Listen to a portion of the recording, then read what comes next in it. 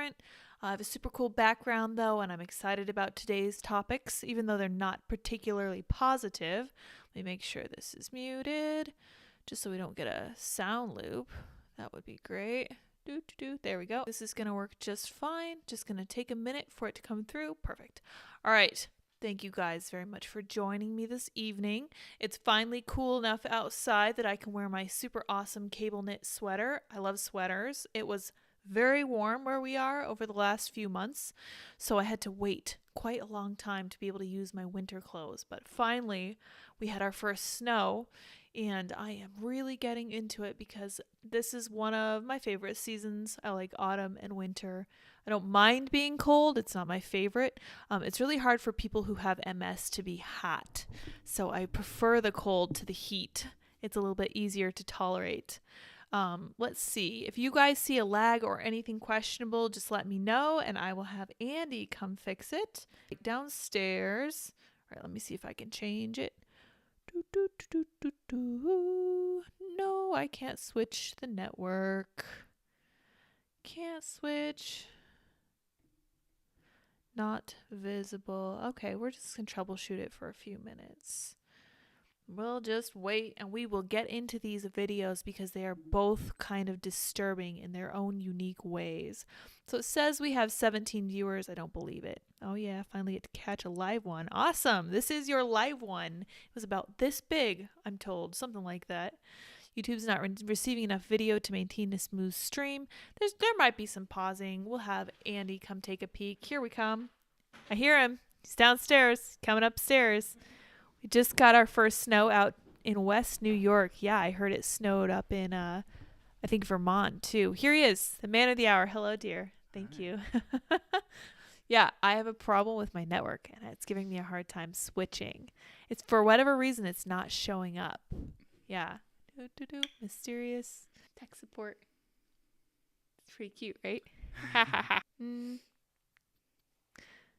I knew this might be a little bit choppy. Hey, it should pop right back up. Thank you all for bearing with me through my tech difficulties. I wanted to do a test live stream, didn't have a chance. Oh, Andy with the crazy hair. Thank you. Come on, man. Give it a minute to come up. Let me see how it looks on my phone. Yeah, for whatever reason, the network wasn't visible to me. So I was having a hard time with it. There we go. Hey, Andy to the rescue. Yeah. Yes. Wonderful. Please shout me out to annoy my Democrat wife. Oh. There we go. How's it looking? How are you looking? Oh, thank you guys. Colt Streamer, I appreciate that. Super chat. That's awesome. Super chats. Can you see us? Thank you for the super chats. They'll all go into new access points. Yes, that'd be helpful, yeah. And things like that. We're not going to take any money for us. We've got enough income right now. So That's right. All super chats and things like that and YouTube revenue are going to go directly into preventing this. The show. Yeah, preventing future episodes like this. Thanks, guys. All right, thank you guys. Thank you, dear. Appreciate it. All right, awesome. Okay, fixed. Yay, I think we're good. There you go. Andy's phone just chiming constantly because he's in demand. All right. Okay, so actually what I had to talk about tonight was not the weather or being able to wear my awesome winter sweater. It's about a couple rather depressing videos that I didn't really want to talk about, but I felt like they were important enough that they needed a little bit of attention. Video's not working at all. Yep. Let me know if you guys have more tech issues and we'll make sure that we'll try to troubleshoot that. I will let him know and he will have to come right back upstairs. That's part of his job. He knows. He's wonderful about it. So let's talk about this first video. I don't know if you guys have seen this on social media, but this was a TikTok posted by or about a daughter at her father's funeral. Very, very sad occasion. I felt bad for her when I first heard that her dad died. That's a horrible thing. I'm very lucky to still have my dad on earth, which is awesome. This daughter took the opportunity of her father's funeral to just dunk on him relentlessly, which really makes me wonder what was going through her head and why she thought this was a good use of platform. And it really kind of highlights some of the biggest issues we're facing in the culture war today. So we'll get into that one. Then we have a second one about a teacher. You guys have probably seen this one too because I think Matt Walsh was tweeting about it. And he got fired for following his anti-bias training, which was really interesting. We'll get into that too. And we'll talk about how these are two of the linchpins in the culture wars and how we can try to fight back against this, because this is just not cool at all. All right, so we're going to look at this first one. Okay, yeah, so this is a viral video of a young woman who's calling her late father a racist, misogynistic Trump supporter at his funeral, which is just mind-blowing. I was shocked to hear that, but then also I wasn't, because this is the kind of distressing stuff we can see every day. I think I'm going to read you most of what she says just because it is a TikTok video, and I really don't want to go to TikTok as a site, and I don't want to use their videos at all. I hope you guys understand. A 19-year-old named Saga, who described herself as a black supremacist on TikTok, appeared in a viral video hurling insults at their late father. Okay, she goes by the pronouns they, them. So this young lady goes by different pronouns. During his funeral, calling him out for supposedly being a, quote, racist and misogynistic Trump supporter. Here's the quote. "What you are is a racist, misogynistic, xenophobic, Trump-loving, cis-straight white man," Saga told a crowded auditorium in a video captioned POV, point of view.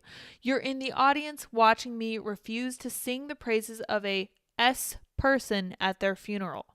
So she's calling her father a garbage human being at his own funeral, which is just... I don't know how to express how this makes me feel, so we're just going to power through it. I feel like a lot of what I feel shouldn't be said on YouTube, and it's certainly not very nice, but we'll carry on. The video, posted by Saga, has garnered 1.7 million views so far. She confirmed to the national desk that it was from his funeral that took place roughly a month ago. As you can see the video, this is her user. Point of view, you're in the audience listening to me refuse to sing the praises of a piece of S person. Saga, whose preferred pronouns are they, them, has a TikTok account full of videos speaking on the 19-year-old's perceived issues with, quote, cis men, decrying racism, calling capitalism oppressive, discussing gender fluidity, and more. So this to me just reads like the Tumblr of a 19-year-old, 18-year-old, of a Zoomer, basically.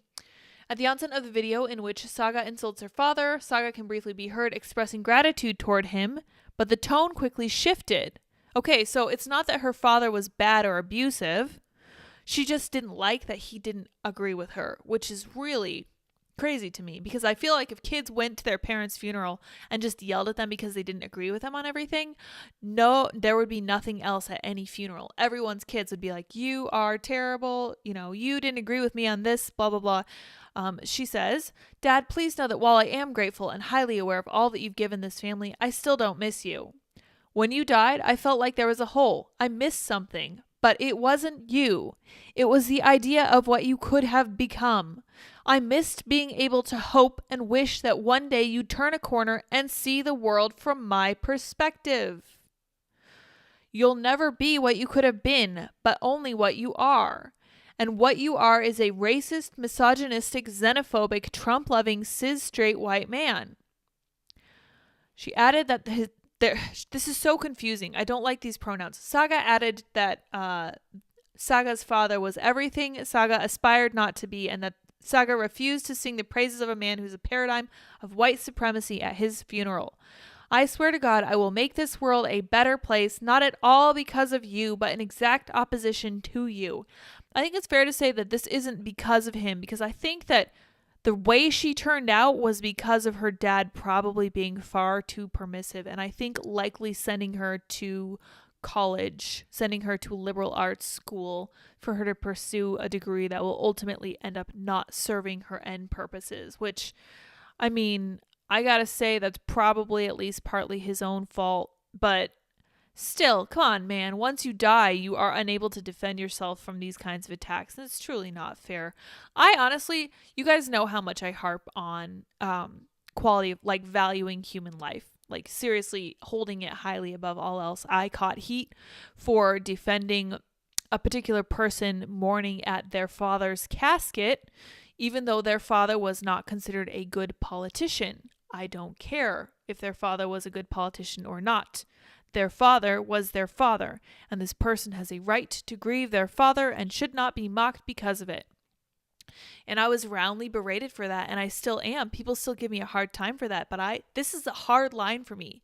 Human life is valuable, intrinsically valuable, and it should be respected after it's gone, unless, of course, the person in question is an awful sinner, terrible criminal, who is guilty of horrible abuses and all that kind of stuff. But I think that if you are of the mindset to go to your father's funeral and smack him down in accordance with your own narcissistic worldview, you have a lot of introspection to do. And I think that life is going to have some very difficult lessons for you. Not necessarily difficult in the sense that your life will be hard, but difficult in the sense that you will always be lacking because you refuse to see the world from anyone else's point of view. One of the things she said at her father's funeral from earlier on is that she kept hoping that he would come around to her point of view. Well, he didn't, and he died, and now she hates him for it, which is just mind-blowing. But at the same time, I remember when I was 19, I was pretty self-centered. I was very focused on the future, but I was self-centered. And I know it's hard to kind of get out of that mindset. And I think what's happened between intersectional feminism, between all of this race stuff and social media, which makes a point of putting the camera on yourself 24/7, is this. I think this is the end result of all that stuff. This is really a perfect storm of everything that's gone wrong for Gen Z, and not necessarily their fault, but at a certain point, you're over the age of 18, you're an adult taking these actions, and I think that you should be held to account. Now, will she be? No, definitely not. This video went viral. She got 1.7 million views for singing her own praises. And I think that that's entirely in line with the gross stuff that we see every day. So yeah, you're right. It's probably not mind-blowing. It's just disappointing. I'm not mad. I'm disappointed, because it's you would think that the bond between a parent and their child would be one of those things that takes a lot to destroy, but we know that left-wing activists like to undermine the bonds between family members. This is why the nuclear family has been a target of attack by them for a long time now, and it looks like it's come home to roost. Like this is the end result. This is what they were going for, but I'm just deeply disheartened by this, but again, not surprised. I'm just hopeful that this young lady comes around to what is actually true before she gets too far down the rabbit hole. Although, it sounds like she's way far gone. Somebody says first stage of grief is denial. I don't know if this looks like denial to me. This just looks like her looking for an opportunity to catch some fame and to be in front of the cameras and in front of the spotlight, and just that is a narcissism that almost exclusively springs from social media, and I am just sad. Hopefully she will come around, but anyway, that's that first one. That'll leave us a little bit hopeless. Now the second one is really amusing, so follow me here. A white teacher in Texas is fired after telling students his race is, quote, the superior one. Dun, dun, dun. What a horrible thing for someone to say. That guy must be such a racist, according to CNN. So let's read this article and see what CNN thinks about this sitch. A middle school teacher in Pflugerville, Texas, great name, Pflugerville, has been fired, district officials said Monday, after video was posted to social media showing the white teacher telling his students his race is, quote, the superior one. Last Friday, November 11th, Pflugerville ISD, Independent School District, officials were made aware of an inappropriate conversation a teacher at Bowles Middle School had with students during an advisory class. Pflugerville Independent School District Superintendent Dr. Douglas Killian wrote in a statement, as of Monday morning, November 14th, the teacher in question is no longer employed by Pflugerville ISD, and we are actively looking for a replacement. Videos of the conversation in question were posted to social media last week. In one video, the teacher can be seen saying to his multiracial class, "Deep down in my heart, I'm ethnocentric, which means I think my race is a superior one." As students audibly react both on and off camera. Yeah, understandable. A student off camera asks, "So white is better than all?" The teacher replies, "Let me finish. I think everyone thinks that. They're just not honest about it." That's very telling, because you know who says that? It's not Richard Spencer. It's Robin DiAngelo in whatever that book she wrote was. Completely escapes me right now. White Fragility, something like that. Silly book. I'm glad I don't remember the title. You know what I'm talking about. Robin DiAngelo. She sells classes about this. She has like $1,000 dinners about this stuff. That's a line directly out of what she's talking about. And I don't even think that CNN is bright enough to realize that's what's going on here. We're going to watch a video. You guys see if you can pick up more. After some other discussion in the video, a student asks, "You said you are a racist, right?" I think they were trying to get him to admit he was a racist, and then they'd have it on camera, obviously. And he says, "I did. Yeah, I'm trying to be honest," the teacher replies. It is unclear what was the discussion before and after recording of the video. It's true, we lack context. CNN has not yet identified the person or people who filmed the video circulating online and has not obtained the video. That's very easy to obtain, but okay. CNN has obtained an audio recording of a portion of the conversation from a parent who said their child is shown in the video. In the audio, a student asks the teacher to repeat himself. The teacher says, "I said I am a racist. That's what I said. Do you know what that means?" Of course they know what that means. They're middle schoolers, not, babies. Students' responses overlap, and the teacher continues, "It means that deep down in my heart, I think my race is a superior race. That's what it means to be racist." Okay, so he is using the example to teach them what a racist is, what it looks like, what it means. Fine. The teacher in question has not been identified, nor has the district provided any additional context surrounding the conversation. We want to reiterate this conversation does not align with our core beliefs and is not a reflection of our district or our culture at Bulls Middle School.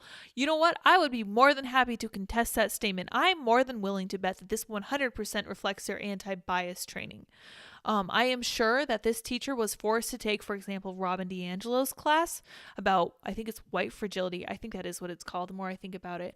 I bet you a nickel that he learned all this stuff and he's just maybe a little too slow or a little too simple to recognize that it's actually racism. And when you just come right out and say it to normal people who aren't steeped in this culture, that it just looks like racism, which is exactly what it is. And I'm glad that these kids caught it on camera.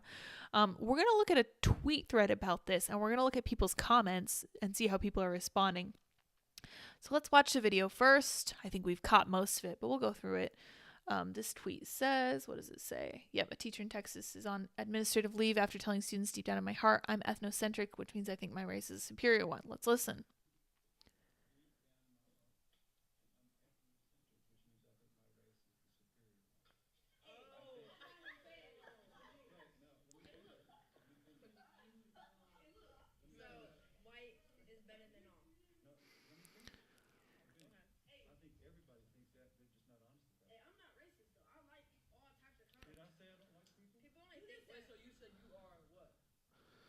He's trying to get him to say he's a racist.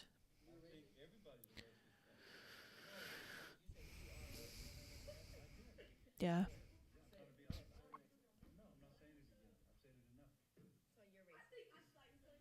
Oh, we can't hear anything.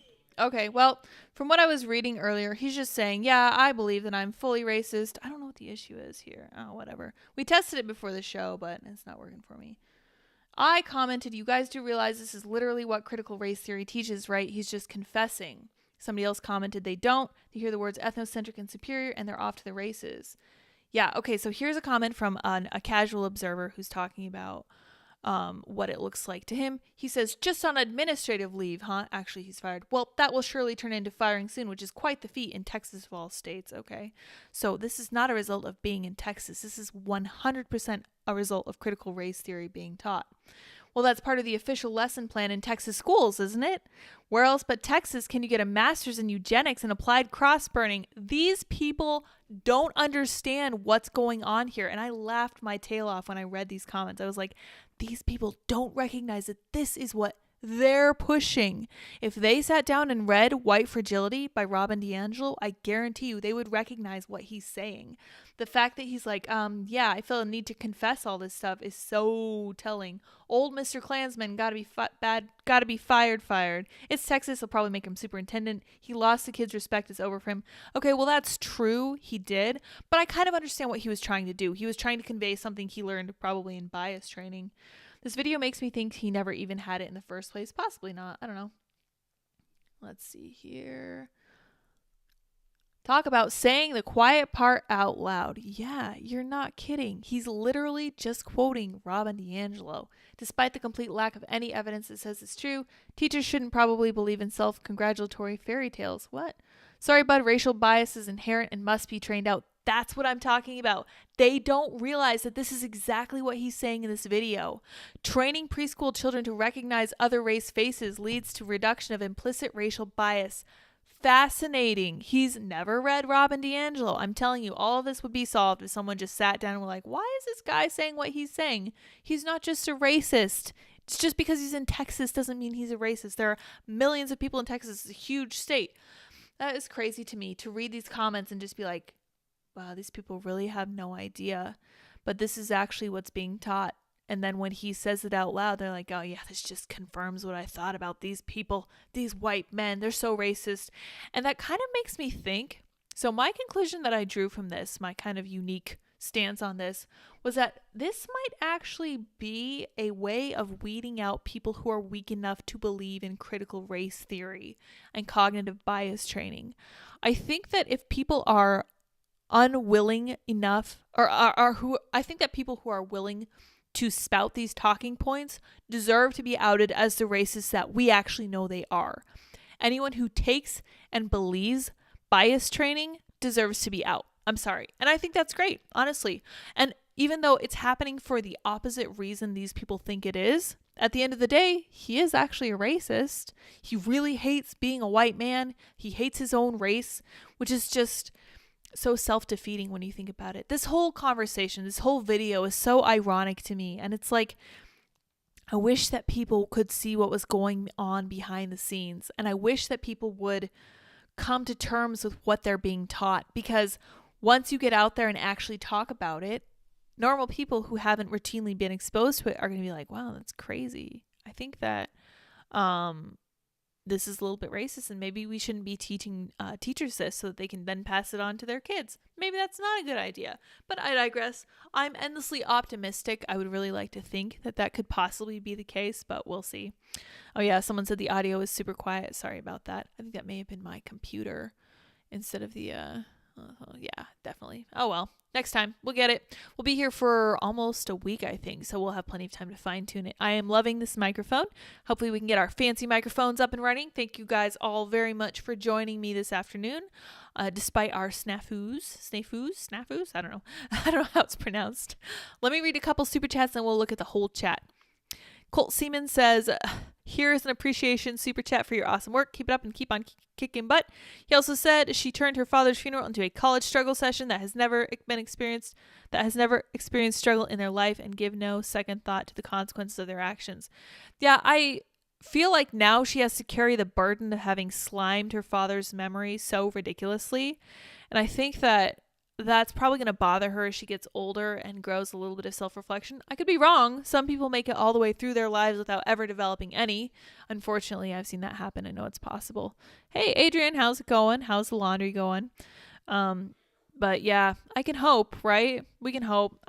Like I said, I'm eternally optimistic. But with people like this, I think that it might be a little bit too late to reach people like this because they're fully ideologically possessed, which is something Jordan Peterson talks about. Time for my video, my daily recommendation to go watch and listen to Jordan Peterson for sure. He's awesome. And he talks about how ideological possession is a serious issue for people, and it's very difficult to take them out of that. He says that people don't have ideas have people, which I think might have actually been a Solzhenitsyn idea. I believe that's who that was. No, it was one of those psychologists whose name I can't recall now. Maybe Carl Rogers. Or, yeah, I can't remember. Oh, well. Let me look at the rest of this chat. Adrian Curry is here. We love and appreciate Adrian. Where Adrian stands over here. She's got that mean lady cat. We are house sitting, and there are the nicest cats here. Honestly, they give Dip some serious competition. There's a tortoiseshell and there's a jet black cat, and he's gorgeous. And I love both of them in unique ways. The dogs haven't decided if they like me or not yet. There's an Australian Shepherd who is just beautiful. And there's a little Shih Tzu mix, and she is gorgeous. She's such a little brat. And there's a little old lady who's so sweet and adorable, and Andy is just in love with her. Let's see here. It's going to be fixed. Yay, Andy. Andy came and saved the day. Awesome. Perfect Christmas card picture. Yeah, me and Andy, we're looking very festive this afternoon. Well, good thing he was Sis, because that's how you got here. Yeah, honestly. honestly. I don't know. You are supposed to say only nice things at funerals.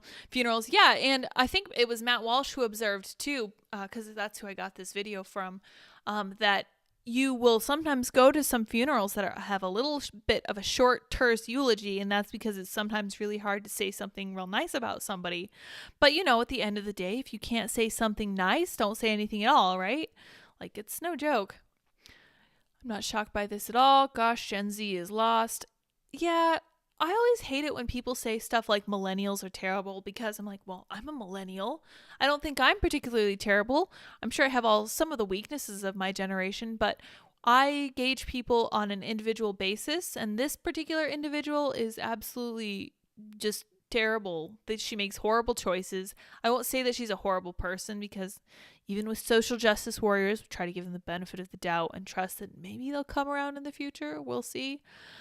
Let's see here. Who's the judge of their worth after they're dead? If life is valuable, then it is, or if its value is its value determined by actions, or is life valuable by itself? I believe personally that human life is intrinsically valuable, especially before birth, when you can have committed 0 crimes and harmed no one.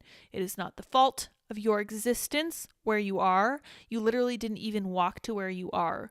You took form in like this strange void, this totally dark place surrounded by weird noises and jostling movements.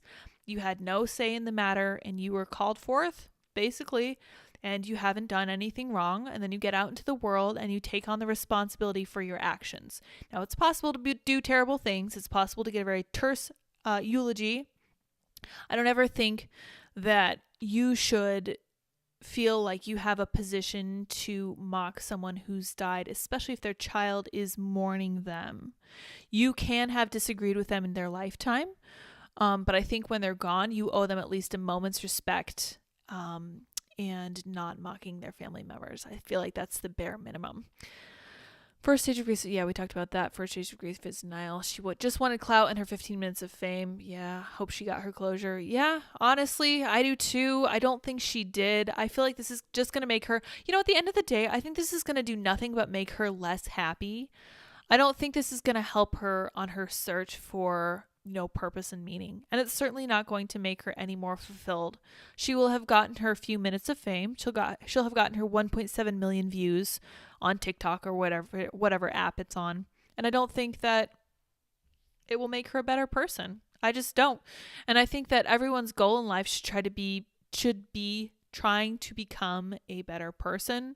I have found out firsthand that trying to push happiness as the ultimate metric for human, purpose, basically, is not the same as pushing meaning or responsibility or anything like that. It's not the same. Happiness is not the same as pursuing meaning and purpose. And at the end of the day, you will figure it out one way or another, I hope. Okay, so on that second video, CRT, he's just regurgitating the doctrine, but it's still not cool to say to kids. Yeah, I agree, but I think he was just trying to turn it into a little bit of a lesson for them, what was taught to him in anti-bias training. Let's see here. Lids, okay, so I'm going to let you guys guess my answer to this question going forward. Lids, what do you think of young mothers mouthing sex music while holding their babies on TikTok, and what it says about narcissism and validation? Okay, so what do you guys think I think about that? It's horrible, of course. I think that's a terrible thing. And like I said, I think the other day, these people are kind of treating their kids like accessories. Like, this is just the latest, newest thing. And that's why we see all these trans kids for celebrities, because it's like a trend. Like, all right, we're going to do this now because this is what's in, and you're my kid, so ha, ha, ha, let's go. And I was like, wow, it's a terrible thing. And I feel like the generation after Zoomers is going to be even worse off. Like, the kids of millennials are going to be just terrible mess. And yes, I am referring to the whole generation, because this appears to be a problem kind of across the generation, unfortunately. Hey, Lids. Hey, how's it going? Oh, no, we had a jump. Hallelujah. No sound. Yep, we got that fixed eventually. All right, cool. All right. Hey, Adrian Curry. Absolutely. They're a cult. Yeah, but yeah, they are. And everyone bears responsibility for following those kinds of beliefs, because you have to recognize what you're getting into as soon as you get into those bias training sessions, and you have to be like, okay, you're trying to tell me to hate things about myself that I'm not responsible for. It's just like being an unborn child. You had no say in the race you were born, and no one should give you a hard time for it. And I will let you guys know right now that that's a hard line of mine too. I don't ever mock something that someone didn't choose and can't change. Like, I don't mock you for your height. I won't mock you for your skin color, obviously. Weight is more genetic than I think people realize, but I'm still not going to make fun of someone for being overweight or underweight, because it's just, I don't know, it's just pulling away from the actual ideas. I'd much rather talk about ideas and about how someone looks. And I think that critical theory only focusing on the externals is just so divisive. I think it's going to cause a trouble in the end, and I think honestly that it's coming to its own limit. I think given the New York Times article we read the other day talking about puberty blockers, I think people are finally maybe kind of starting to wake up. I saw something about how a 10-year-old kid ended up with a tattoo by some horrible twist of fate that his mom says was totally not her fault at all, which I don't believe, obviously. And a pediatrician just came right out and said, there's no way that a 10-year-old can understand what getting a tattoo means for their future. And I was like, yeah, we know. This is what we've been saying this whole time. Maybe we should apply the same idea to this gender stuff too. But I digress on that point. It's also the lack of adult leaders to help her see other points of view and show the strength without self-confidence and within self-confidence and empathy. 100%. Do not change your genes. Yeah, you can't. So there's nothing you can do about that. You're born with what you have. I've lost 65 pounds since 2020. Good for you. That's awesome. That takes a lot of dedication, a lot of concentration. All right. Thank you guys all so much for tuning in to listen to these words that I'm spouting, as I do every day at this time. I stream every day at 6 p.m. Eastern Daylight Time, I guess it is now. Standard Time? Whatever it is now. 6 p.m. New York time. There you go. And you guys can follow me at sourpatchlids.me. I got all my socials over there. It's easy to stay organized over there. And you know what? I've been doing work with Nick Freitas over at Making the Argument, which is super cool. I'm going to put the link to that in the description of this video too, because that's a super cool podcast. If you guys are not familiar with Nick Freitas, he came on Timcast IRL a couple different times, and he was great. He makes super good arguments. He's a really good, deep philosophical thinker that I have a great time chatting with. And on Thursday, I'm going to be making my little guest appearance. I'm doing some kind of producer stuff over there with them. That's tomorrow. Holy cow. That's very exciting. So you guys should tune in over there tomorrow when it goes up at somewhere between 5 and 6 p.m., which is when I'll be making my own video too. So you guys can watch that after I do my live stream here.